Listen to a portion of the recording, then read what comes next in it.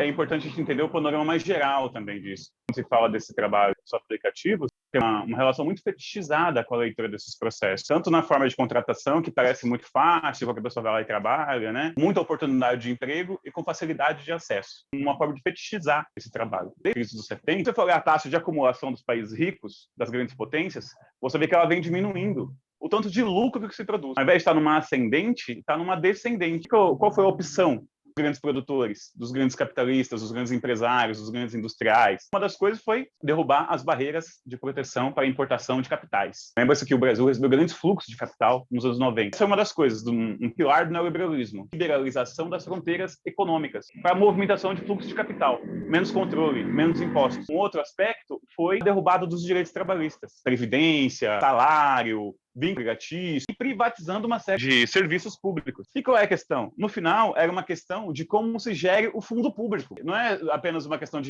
se o Estado é mínimo ou é máximo. Então, essa é uma fachada do debate. Estado mínimo, Estado máximo. Porque, na verdade, o fundo público, ele permanece. A extração de recursos por via Estado, ela permanece. O Estado arrecada muito dinheiro. Só a forma como se repassa esses recursos, no neoliberalismo, tomou outra toada, que era não deixar grandes recursos e para fundos sociais, fundos de manutenção da vida da classe trabalhadora. E isso tinha um objetivo, além de enriquecimento, naturalmente, do empresariado, que o empresariado quer enriquecer, naturalmente. Além disso, tem um outro elemento de forçar as pessoas a trabalhar por baixos salários. Um processo que vem desde os anos 90 com uma força muito grande. Naturalmente, no choque, o primeiro choque do petróleo em 73, 74 e depois 79, já começou a ter muitas demissões, queda dos salários, tudo mais. Uberização, que é um processo recente, entra nesse marco, uma nova ferramenta, outro jeito de contratação, mas ela vem no bojo de um longo processo histórico dos últimos 30, 40 anos de retirar os direitos. Desses anos para cá, de 2000 para cá, você percebe, tem uma recuperação econômica, né, de 2003 até 2013, mais ou menos. A crise começou em 2008, a quebra do Lehman Brothers, tudo mais, começou lá. Mas ela ainda teve um fôlego em alguns lugares, puxado pela China, que teve um crescimento relativamente estável até 2013, com muita intervenção do Estado, né, para não deixar a crise pegar. O Brasil surfou muito nessa onda porque o Brasil vendia commodities para a China. Mas de 2013 para frente, a coisa começou a ficar feia. E o governo brasileiro deu resposta de austeridade. E isso, inclusive, foi uma das coisas que formou um grande bloco para a derrubada da Dilma. Você pega a média, por exemplo, os trabalhadores começou com os carros, né? A média que eles estavam ganhando por mês era mais ou menos R$4.000, 4 salários mínimos, às vezes chegando até 5. Mas o cara trabalha 12 horas. Então, a jornada de trabalho ela foi totalmente para o espaço. Trabalhar 12 horas por dia, todo dia, e tem gente que trabalha 7 dias. A média deve trabalhar 6 dias por semana, mas tem gente que trabalha até 7. Apenas 25% trabalha 8 horas. A maior parte, 75%, trabalha entre 10 e 12 horas. Pega do meio-dia e vai até meia-noite. Pega das 7 da manhã e vai até 7. São 12 horas para ganhar os R$4.000. Talvez até 5, dependendo do mês. Mas a manutenção é dele. Os pneus do carro, a troca de óleo, o combustível, e sem contar o risco também de um choque, de uma batida, assalto. O estatuto do trabalho, horas de trabalho, segurança, vínculo empregatício, previdência, tudo isso é um processo intenso de precarização. E o que é precarização? A precarização é perda de direitos dentro do espaço-tempo. Então, você, classe trabalhadora, vem perdendo direito no espaço-tempo. Você pega de 2000 para cá. Você vai ver, é quase como se a gente estivesse restituindo as condições de trabalho do período da Revolução Industrial, em que os caras trabalham 12 horas. Os Uberbikes trabalham 12 horas, pedalando pela cidade de São Paulo, estão se arriscando muito, e você vai ver a média salarial deles é um salário mínimo. Entre um salário mínimo e 1,5, entre 1.000 e 1.500. 12 horas de trabalho. Aí você vê que nas praças, os trabalhadores dormindo na praça, uma vez dentro da caixa e dormindo, para poder pegar um outro período e conseguir mais do que R$1.200, R$1.500 no mês. E também a mesma coisa, a ferramenta é dele, no caso a bicicleta é dele, o celular é dele, a internet é dele. E a empresa não restitui nada disso. Se roubar a bicicleta dele, ontem mesmo estava no metrô, entrou um cara pedindo dinheiro porque ele estava fazendo entrega e roubaram a bicicleta dele. Perdeu a mercadoria, perdeu a caixa e perdeu a bicicleta. Agora ele tem que comprar outra bicicleta para poder ir no aplicativo. E tem sanções. Não é tão livre o vínculo, né? Tem sanções. Você não pode ter mais de 3 advertências, 3 reclamação, você pode tomar gancho no Uber. Outro dia, um trabalhador não sei se foi na Araraquara, tomou gancho, que ele tentou fazer uma greve. Olha que golpe que a empresa dá. Você não é prestador de serviço para a empresa, nem para Uber, nem para 99, nem para iFood. Você não presta o serviço para a empresa, você presta para o cliente. Então você não pode reclamar nada com a empresa. Ou só tem as sanções, né? E o canal, que você entra no canal, né? De poder ser chamado para fazer as corridas. Mas é um novo estatuto da precariedade do trabalho. A regulamentação, a França já fez movimento, a Inglaterra fez movimento, nos Estados Unidos, o Brasil já fez movimento para isso. A gente tem que torcer para que responsabilize as empresas. Que na verdade é isso. Na verdade é uma empresa, uma mega empresa, que ela faz de conta que não é uma empresa, mas ela tem ações na bolsa. Ela pega de 15% a 20%, 25% de cada entrega que ela pega do entregador. Então tem que ter vínculo empregatício, tudo isso. Mas nada disso garante, por exemplo, que vai ser seguro você pedalar de bicicleta, a não ser que você garanta também salário, horas de trabalho menores, mas ainda assim nada garante segurança nenhum trânsito que nem de São Paulo. Entende? Que ainda assim continua sendo um trabalho perigoso, um trabalho arriscado, né? E se for seguir a média salarial brasileira, ainda continua com uma média salarial baixa. É uma conquista, é importante, é indispensável, mas ainda assim seria pouco. Isso seria só o início da luta. Um vínculo empregatício seria um ótimo começo, mas ainda assim só um começo. Quando a gente liga essa questão do trabalho com a questão da crise de acumulação, dificuldade de aumentar os lucros, não de ter lucro. Lucro tem. A questão é um patamar de lucro que se estabelece e que deveria ser crescente, eles buscam sempre crescente. O lucro tem muito, não tem como. Você pega a mercadoria, você produz por R$1 e vende a 10, você está tendo lucro. A empresa quer ter 100 de lucro, não 10. Né? Uber Bike, se ele bate a bike e quebra a perna, ou morre no acidente de trabalho, não tem indenização, não tem nada. Mas na pandemia, em específico, quando você vai observar, você vê que, na prática, esses trabalhadores eles se tornaram essenciais, fundamentais, para manter algum serviço, para a venda dos produtos, chegar às coisas. Aumentou muito a demanda dos aplicativos. Eles se tornaram essenciais na prática, mas no estatuto salarial, eles ainda têm salário de exército de reserva. Mantém o estatuto da precariedade, mesmo eles se tornando essenciais. São essenciais na prática, mas tratados como redundantes, como sobras do mercado de trabalho. E isso é um desnível assim, entre questão da necessidade, da demanda e remuneração e direitos gigante. E o que as empresas fazem? Abocanham isso, investem no mercado internacional, investe em outras empresas, compra títulos, especula na bolsa, investe em banco, faz uma série de coisas com os recursos, move a economia de várias formas e trata os trabalhadores como se fossem sobras ralé do mercado de trabalho. Essa noção é uma noção que os trabalhadores têm. Eles sabem disso. Um trabalhador que entra às 7 da manhã até meia-noite para ganhar R$1.200, R$1.500 andando de bicicleta por São Paulo inteiro e pedalando por São Paulo inteiro, não tenha dúvida que ele sabe que o trabalho dele é precário. Não tenha dúvida que ele sabe que a vida dele está em risco por uma ninharia. Ele sabe disso. Mas é o trabalho que ele encontrou e ele vai trabalhar.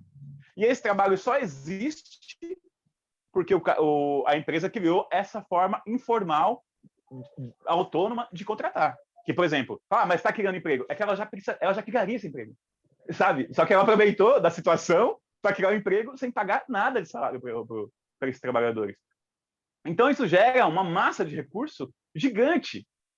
E os trabalhadores em si, eles sabem da situação e eles não se sentem, às vezes, nem no direito de reivindicar alguma coisa frente a essa empresa. E por que não se sentem? Porque a gente, que é consumidor, que está na outra ponta, a gente olha para esses trabalhadores, a sociedade como um todo, e vê eles como freelancers legal, que estão se divertindo no trabalho, que estão trabalhando assim, arrumam um emprego fácil, olha que beleza. Fala, não, gerei um emprego, olha lá, ele está trabalhando. E gerou mesmo, é verdade que você gerou.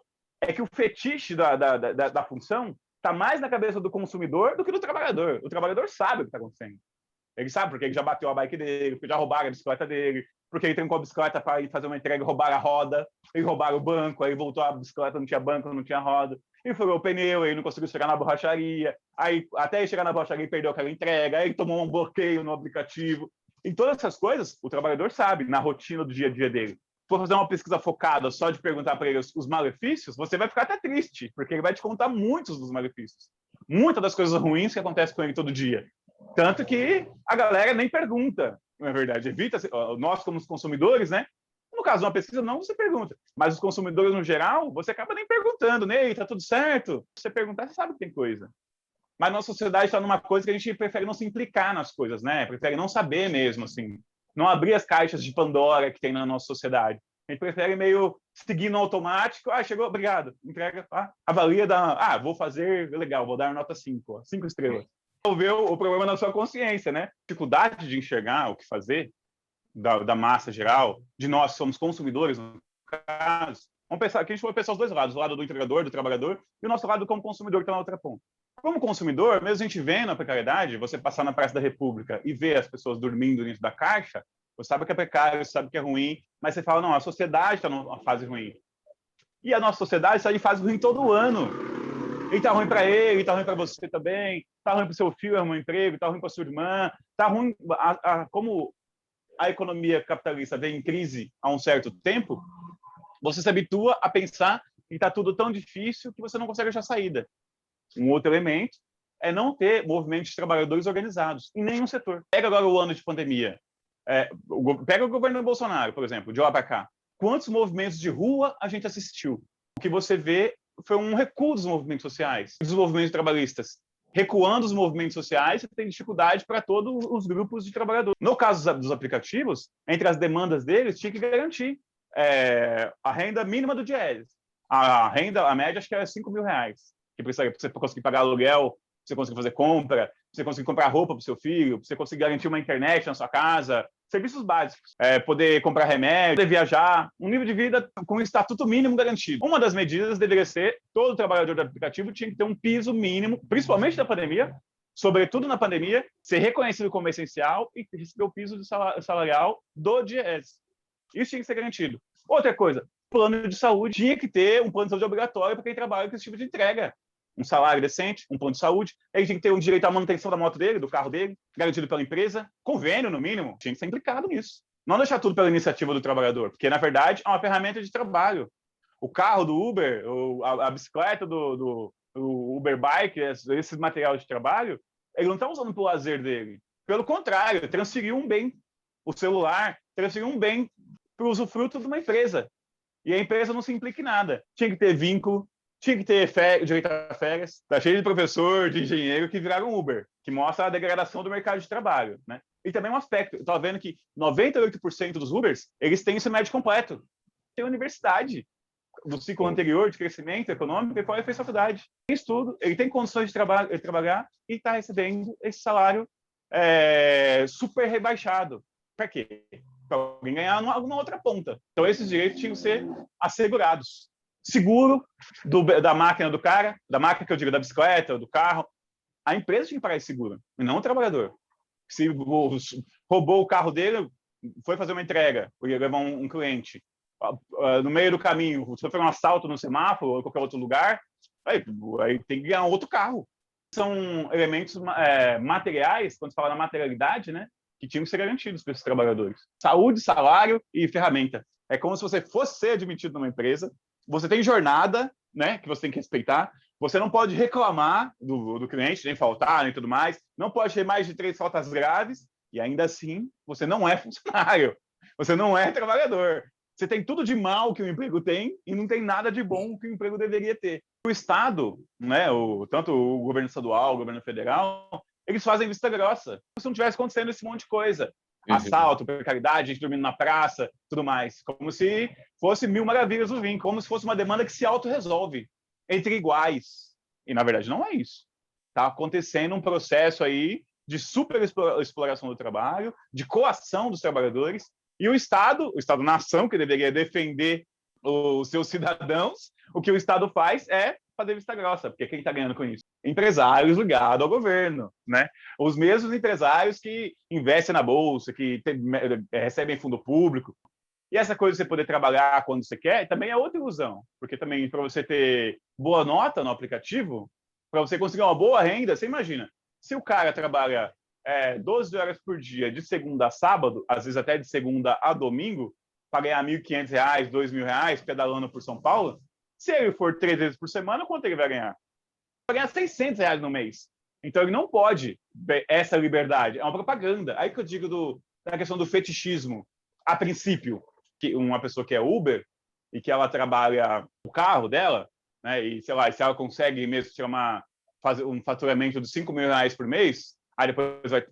Sem contar a manutenção do carro, né? Que isso não entra. Porque você ganha R$5.000 esse mês livre, porque você só gastou com gasolina, aí no próximo mês troca os 4 pneus, pronto, você tem lá uma baixa. funde o seu motor ou qualquer coisa do tipo, um problema no seu câmbio, vai ter que abrir, desmontar, aí aquele mês você vai ter R$ 2.000 de lucro. Então isso parece dar uma compensação que você pode desligar o seu Uber e ficar dormindo um mês tranquilo e viajar para praia, fazer as coisas. Isso pode ficar no espectro da mente, mas você não faz. Essa é a questão. Você não faz, porque você tem medo de cair a nota, você tem medo de... Você não sabe como vai ser o mês que vem. Então, assim, então esse mês eu vou trabalhar só 15 dias. No caso do cara que tem um carro, então, em vez de 4 mil, eu vou ganhar R$ 2.000. Aí você fala, beleza, estou cansado, 15 dias eu vou trabalhar só e folgar os outros 15. Aí você vai ganhar R$ 2.000, R$ 1.500 naquele mês. Mas aí tem que pagar o aluguel. Aí você vai ficar deixando isso, guardando esse dia. No carro, eu conversando com o motorista, aí ele falou isso, ele falou assim, não, eu estou me planejando para tirar umas férias faz 2 anos, que ele estava se planejando para descer para a praia. Gente, a praia é aqui do lado. Aí você entra naquele fluxo e você não vai tirar os 15 dias para ficar na praia. O cara não tira, porque é a condição de vida mesmo. E o próprio aplicativo, essa forma de contratação, é uma forma de contratação. A Uber, o trabalho por aplicativo, é uma forma de contratação e gestão da mão de obra. E gestão da jornada de trabalho. Essa que é a coisa muito interessante que se perde quando você pensa a questão da facilidade, da autonomia e tal. Aí se perde no meio de toda essa coisa. Parece que não é uma empresa, parece que não tem vínculo, parece que não tem jornada, parece que não tem horário, parece que o salário você faz de acordo com o seu esforço. Como o índice de desemprego está muito alto, 15 milhões de desempregados, 20 milhões, não sabemos nem ao certo. Eu cheguei a ver dados de 50 milhões de pessoas desempregadas, que eu acho que deve ser mais ou menos por aí. Que é vive de bico, vive de uma coisa, uma outra e tal. Porque se você não foi atrás de emprego nos últimos 15 dias, você não é considerado um desempregado. Aí complica a coisa, né? Aí, quando você vai ver, é uma massa tão grande de desempregados que você não tem como se recolocar. Mas, conversando com os trabalhadores, eu vi algumas entrevistas que o pessoal anda coletando no último período, o sonho do bike, o Uber Bike, é ter salário fixo, é ter CLT, direito a férias. Direito a férias é uma luta da classe trabalhadora. Você trabalha 11 meses e folgar 1. É uma luta, porque senão você vai ver só para trabalhar, acorda, dorme, trabalha. Acorda, dorme, trabalha, volta a casa, descansa. Vai. E agora você nem descansa direito. Vou falar, não, esse mês a conta ficou pior, eu vou trabalhar 15 horas. Isso joga tudo para o indivíduo uma questão, um estatuto que é social. A nossa sociedade, a gente tem que cuidar para que os nossos cidadãos eles trabalhem uma certa jornada de trabalho e descansem. E cuidem dos seus filhos. Tem uma outra pressão também no lado moral contra o trabalhador, porque ele trabalha demais e não fica com os filhos. Né? E a mulher também. Tem fotos na internet das mulheres indo fazer entrega com a criança naquelas mochilinhas. E isso vai se tornando uma coisa... O pior de tudo, nesse caso, é a naturalização. A gente vai vendo essas coisas, vai ficando natural. Aqui ao redor de casa mesmo tem um senhor que é Uber e ele faz as entregas a pé. A empresa pegou e colocou ele para fazer as entregas num eixo aqui ao redor, assim, né? Do bairro. E aqui no bairro, num raio, sei lá, de 1,5 km, ele faz entrega a pé. Vem com a mochila, às vezes, sozinho, andando a pé à noite, com a sua entrega. Isso é muito estranho. E a gente vai naturalizando com um certo estranhamento e você vai vendo aquelas coisas estranhas que ficam fazendo parte do seu cotidiano. E isso tudo é uma degradação muito grande do tecido social. Isso é uma coisa muito estranha. Degrada o tecido social como um todo, a vida familiar, a vida no trabalho, as nossas relações, as nossas amizades. Por exemplo, se o seu melhor amigo for trabalhar de Uber, você não vai ver mais ele, a não ser que você caia com ele numa corrida. Você não vai ver ele vai ficar trabalhando. Você vai chamar ele para ir almoçar na sua casa, ele não vai. Você vai chamar ele para um churrasco, ele não vai, porque ele vai estar nesse fluxo maluco. E o nosso estresse? Adoecimento, sabe, essa coisa toda? A preocupação, o medo de bater o carro e não voltar para casa, esse tipo de coisa. Tudo isso entra no esquema da precarização e como você sente a precarização na pele, tipo no seu estômago, na queda de cabelo. Isso mexe com o ser humano de uma forma tão bárbara que por isso que tem que ter intervenção de alguma coisa, tem que ter regulação. Que se a gente for deixar o patrão, a empresa regular um negócio, ela fala, eu quero a minha empresa, eu criei minha empresa para ter lucro, eu quero investir 1 milhão e tirar 5 milhões no final do mês. Então, se não tiver uma forma de regulação, a gente vai ver um apocalipse patronal, sei lá, A uberização, ela anda para e passo também, ela é quase que um desdobramento da questão da terceirização. Lembra? Surgiu a questão da terceirização também. Já era um absurdo que você falou, nossa, vai pagar um salário mínimo para a pessoa, né, para os trabalhadores. É um contrato com a empresa pode ser de 6 meses, pode ser de 3 meses, né, tal. No final, ainda acaba recebendo lá uma coisa, um proporcional das férias, um proporcional do 13º. ainda que seja muito rotativo e muito precarizado. Por exemplo, você pega um funcionário de um hospital, ele tinha o mesmo plano de carreira do que a média do hospital. Então, ele estava ganhando, sei lá, R$ 1.000, vamos colocar um salário mínimo, e aí, anualmente, vai aumentando 10%, 7%. Aí, quando ele está de 20 anos de carreira, ele tem lá um salário de R$ 2.500, vamos supor. Aí o que acontece? Aí entra o terceirizado entra para trabalhar e ele não tem plano de carreira. Então é 900 esse ano, é 900 ano que vem, é 1.000 outro ano, que vai de acordo com o salário mínimo. O salário mínimo está aumentando R$ 7 de um ano para o outro. Ele vai ficar 30 anos ganhando um salário mínimo. E quem faz esses trabalhos de terceirização? Quem pega? No geral, é o setor da classe trabalhadora mais precária, que mora mais longe, que teve menos anos de estudo, justamente essas pessoas. Porque é funcional para a nossa sociedade, é funcional manter um setor à margem. É funcional você não ter todo mundo com o mesmo nível de escolaridade. É funcional você não ter todo mundo indo para a escola.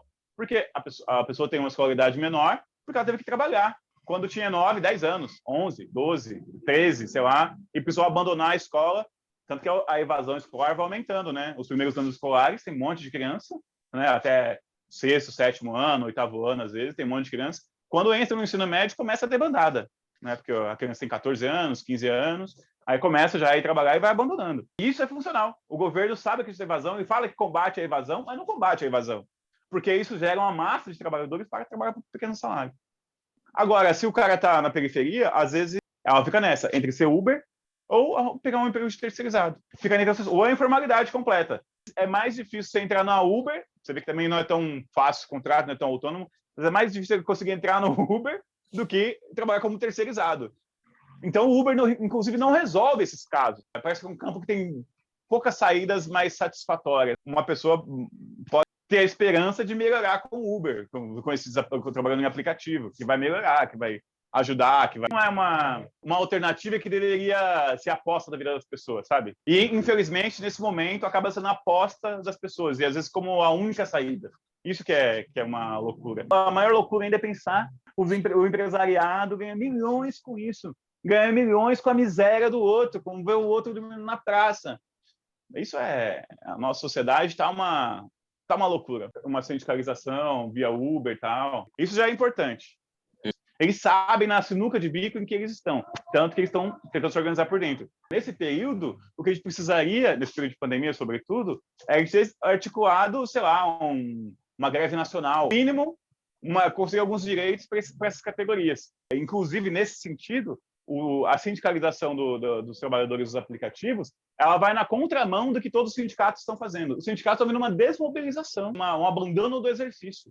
Atua lá na sua própria categoria, na sua database, né? E agora com pandemia, movimentação nenhuma, nem das suas próprias categorias. Quanto mais englobar e tentar ajudar uma outra categoria que está na linha de frente, né?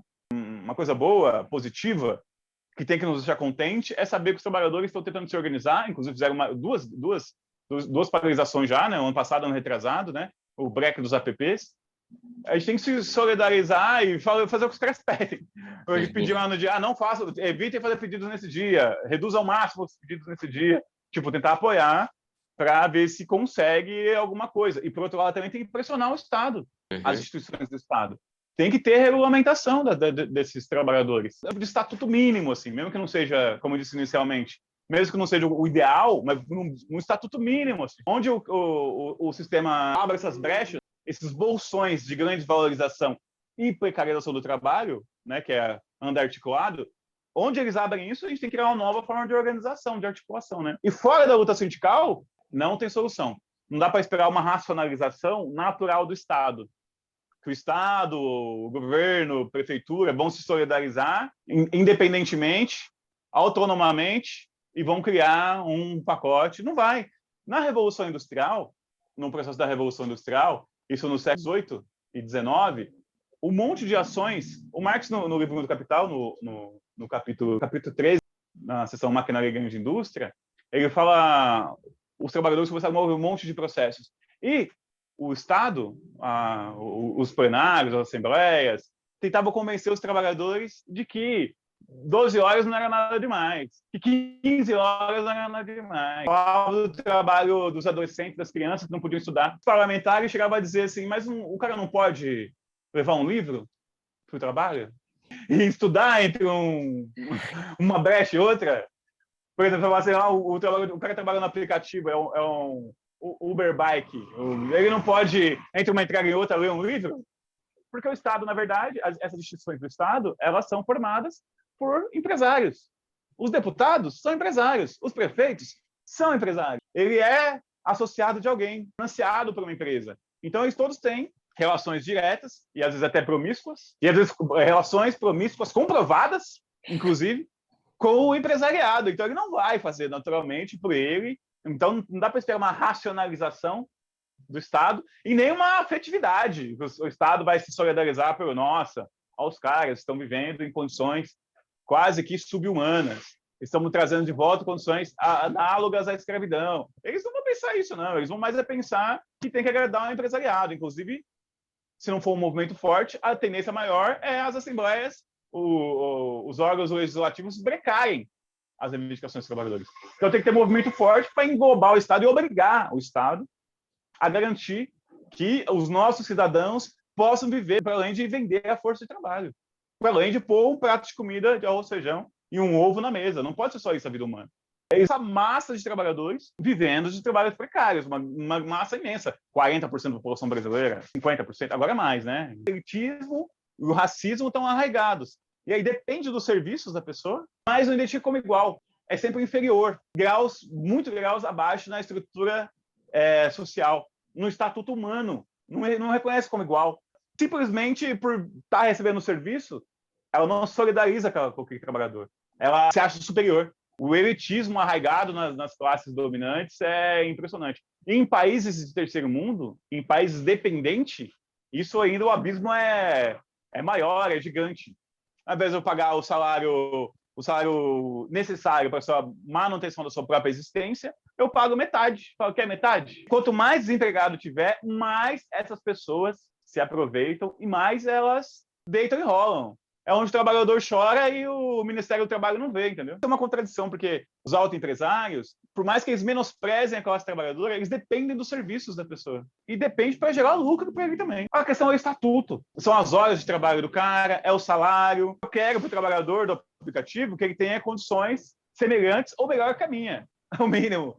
Se um trabalhador do aplicativo ele viesse me entregar as coisas, eu tivesse certeza que ele está recebendo um salário digno, não teria problema, tem um trabalho como qualquer outro. Tem um trabalho como o do médico, o do professor, qualquer coisa, tipo, tanto faz. Agora você vê um cara do Uber, Rappi, o cara ficou o dia inteiro trabalhando de bike aí, e à noite, ele veio me entregar a pizza 9 da noite.